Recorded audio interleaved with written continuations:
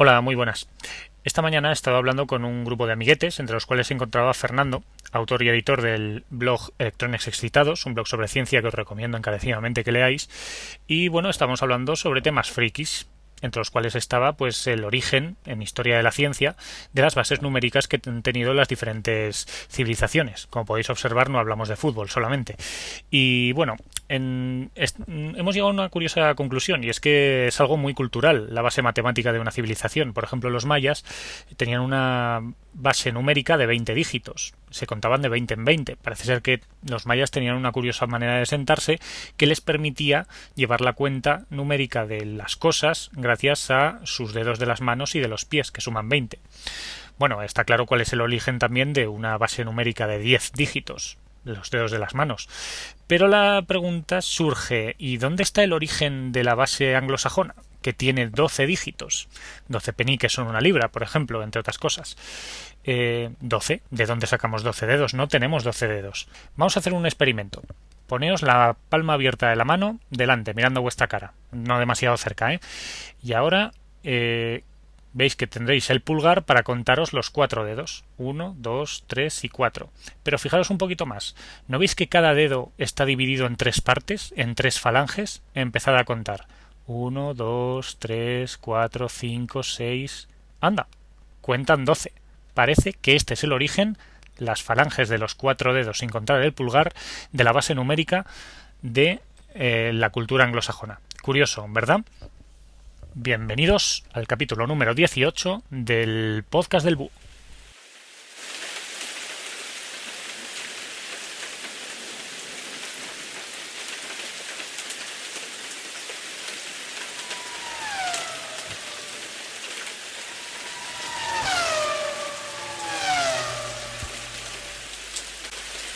Estamos en el año 1984 y como podéis oír está cayendo la de Dios. ¡Uf! ¡Qué lluvia está cayendo! Estamos en el Principado de Mónaco en el año 1984 y hay un piloto de Fórmula 1 que está haciendo una machada impresionante. Ha salido en el puesto número 13 y con un coche de tercera, un Toleman Hart, está pillando a Alain Prost. Madre mía. Es un brasileño, se llama Ayrton Senna y parece que está a puntito de pillarlo. Uf, me estoy calando hasta los huesos. ¿Cómo? Venga, hombre, pero si llevan 30 vueltas. Acaban de anunciar que suspenden la carrera. Este joven Ayrton Senna se queda segundo, pero la verdad es que apunta maneras. Qué forma de conducir bajo la lluvia. Me pregunto qué éxitos le deparan a este joven piloto.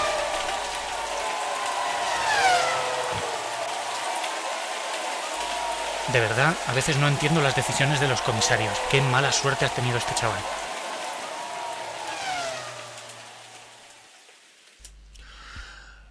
¿Qué os voy a contar de Ayrton Senna que no sepáis, teniendo en cuenta que la Fórmula 1 últimamente está muy de moda en España, gracias a Fernando Alonso y a su amiguete Calvo?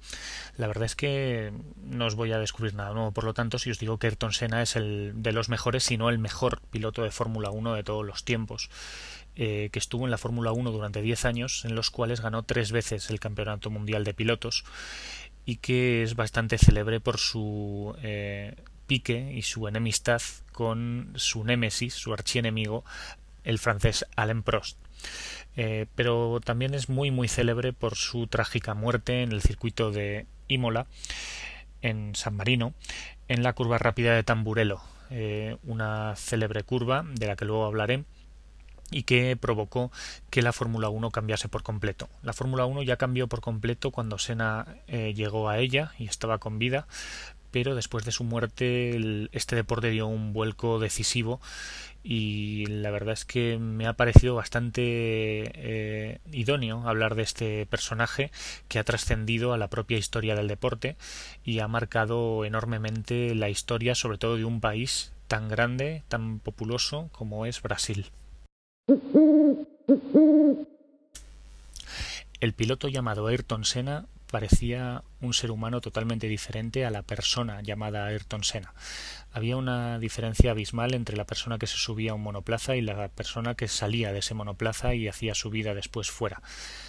pero todo estaba íntimamente ligado dentro de su vida, porque Ayrton Senna era un fanático que se obsesionaba con su trabajo y con su existencia, una persona muy sentida, muy tímida, fuera de las pistas, que le costaba hablar ante los medios, pero que se desataba completamente en su trabajo, porque su objetivo era llegar más allá, siempre, en todo.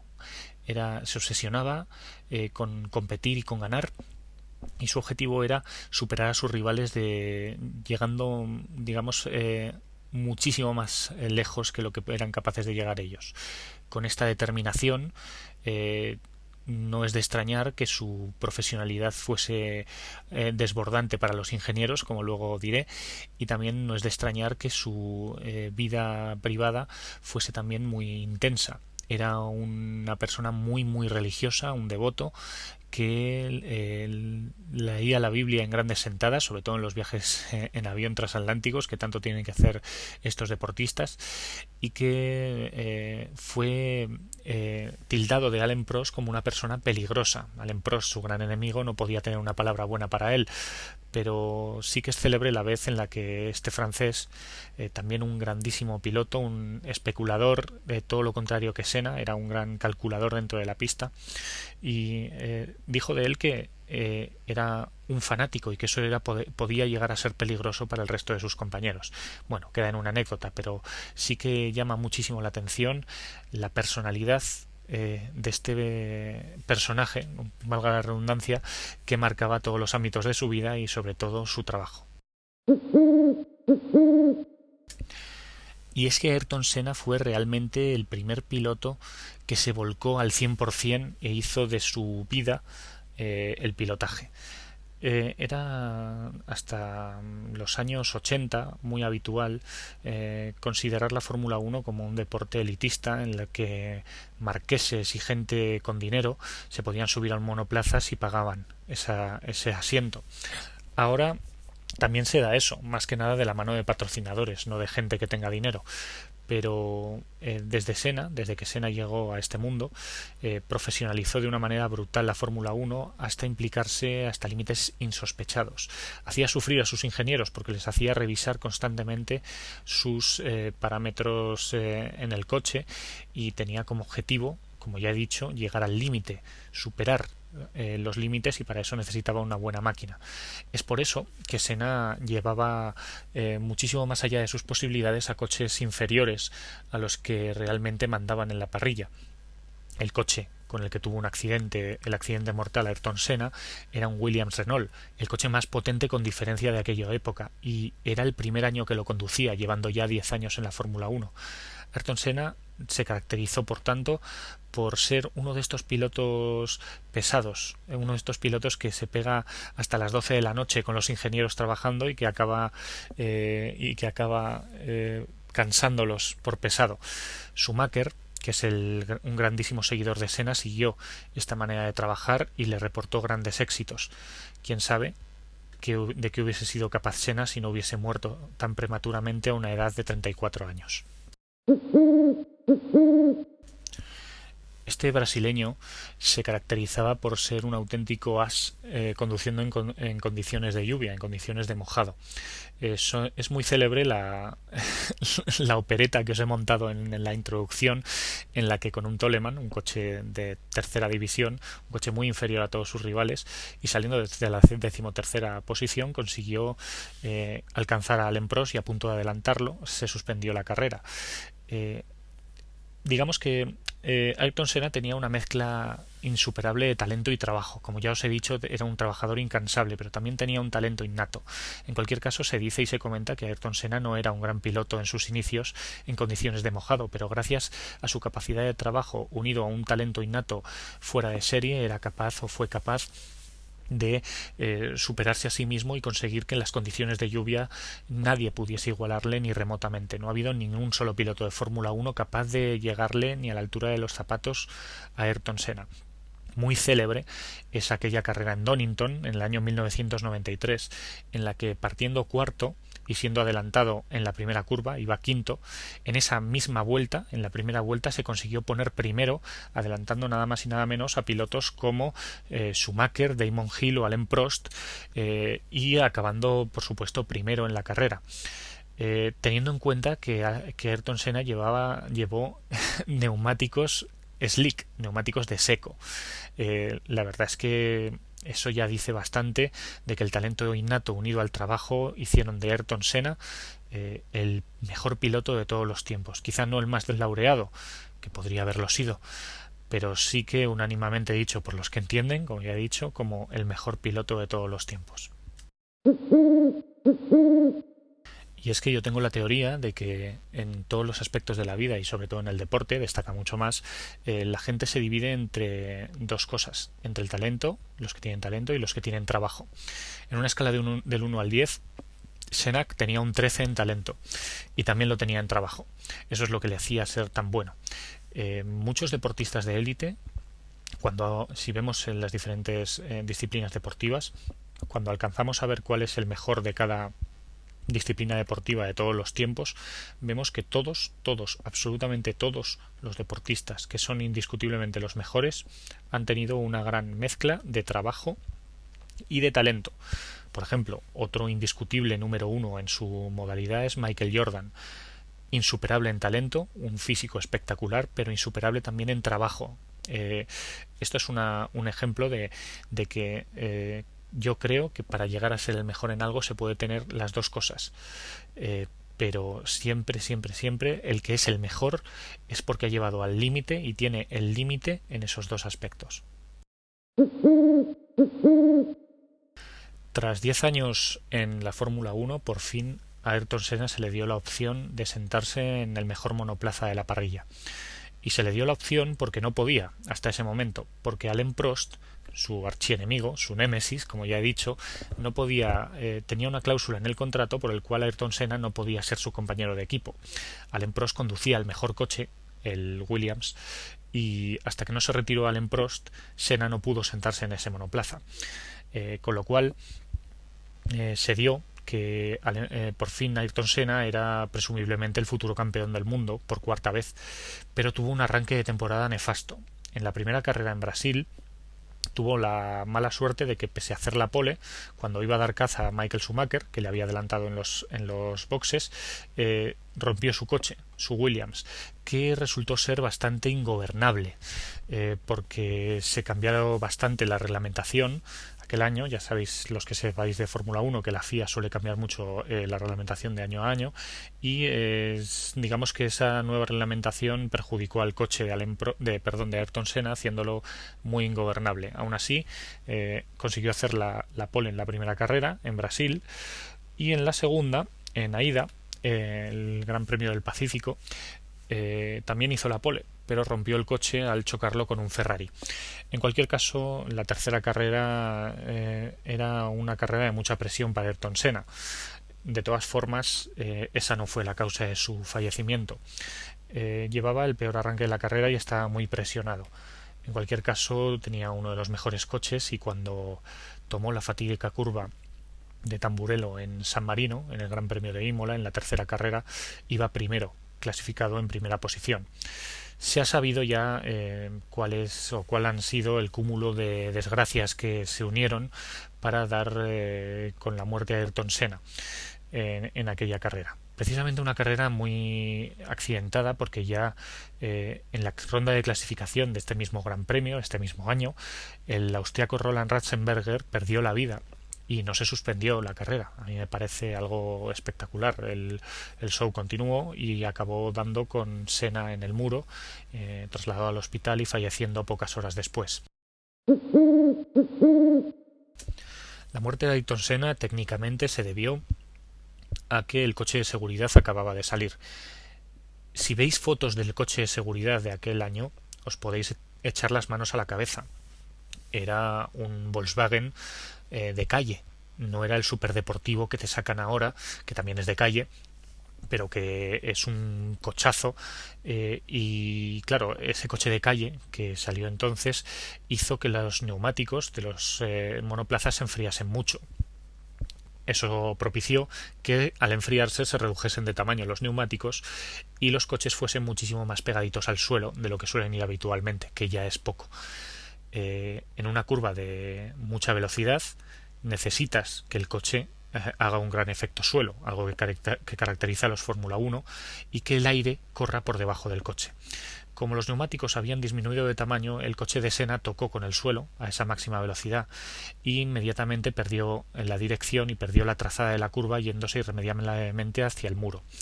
El enorme talento de Ayrton Senna, atención, hizo que corrigiese una décima de segundo después la trayectoria del volante cuando notó que había tocado el suelo con el coche y que el coche había cambiado de dirección. Una décima de segundo después, Senna ya estaba corrigiendo la dirección de este volante. Impresionante.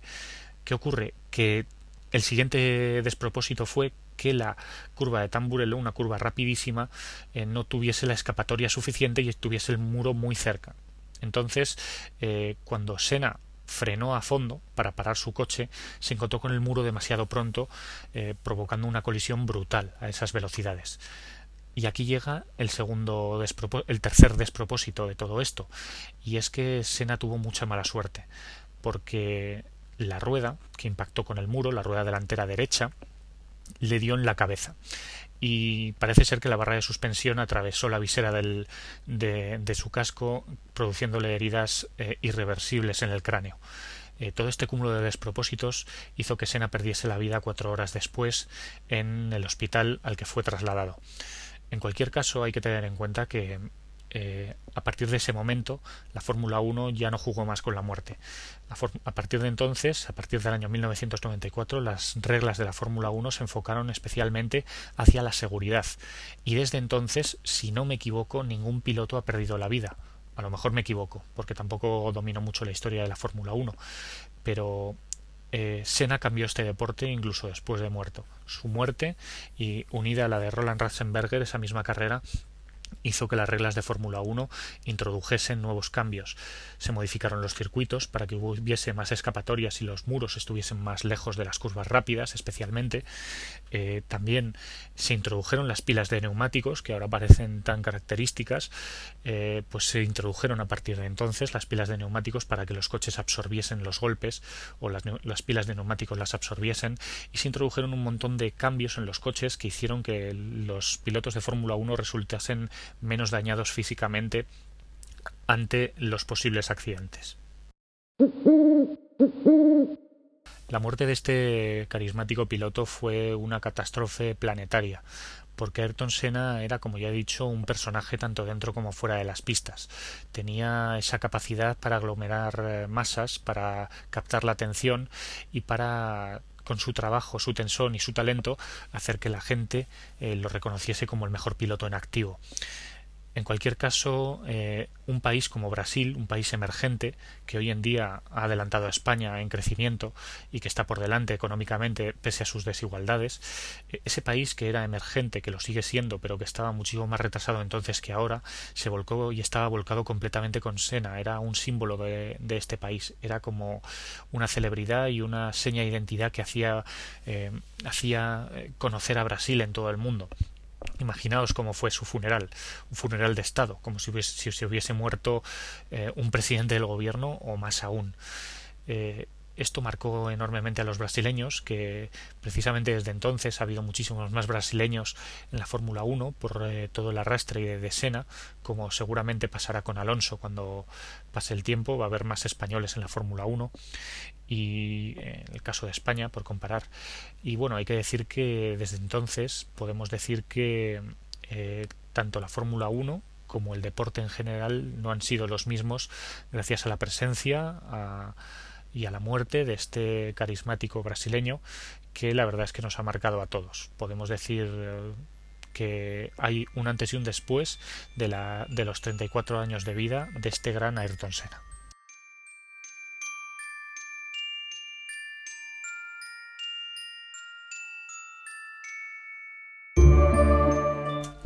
La verdad es que me ha encantado grabar este episodio.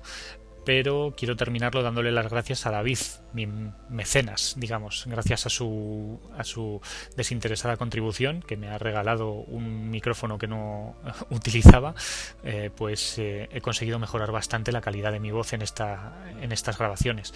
Así que muchas gracias a David, y bueno, cualquier sugerencia, cualquier duda, cualquier ruego, cualquier amenaza que queráis darme, podéis darla a la dirección de correo elpodcastdelbuho@gmail.com o visitar elpodcastdelbuho.com. Os prometo, aunque puede que no lo cumpla, porque yo soy así de incumplidor y de traidor, os prometo que voy a intentar darle un impulso a la página de Facebook en el podcast del Búho, que la tengo totalmente olvidada y totalmente desatendida. Haré lo que pueda. También me podéis añadir a Twitter. Mi nombre en Twitter es _Jorge_.